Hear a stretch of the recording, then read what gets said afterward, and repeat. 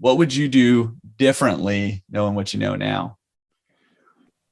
I would love to replicate what I did. And I wouldn't, it's not that I would change anything in what I did, but now I know how much I had no idea what I was getting into. And I got lucky, right? Because not only did I buy from an owner that was honest and told me he told me about the business and he was 100% correct in what he was saying, but I didn't realize that I had good machines that were in pretty good functioning working order. They were not, I wouldn't say new, but 5, 6 years old when I took over. There's just a lot of stuff that could have been wrong and could have gone wrong that didn't. And so if I were to do it over again, I would have a lot more questions and a lot more diligence that I would do based on everything that I know now.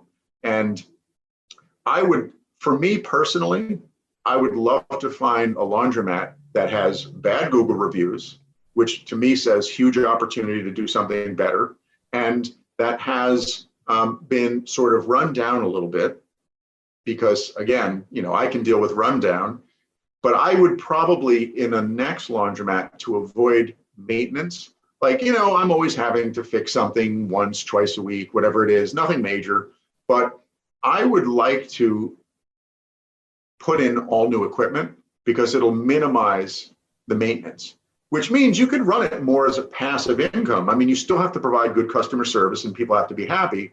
But if your machines are new and your machines are working, people are going to be happy, right? As long as things are working, nobody's going into a laundromat trying to find things that don't work. Although sometimes I feel like I have a customer or two that does that.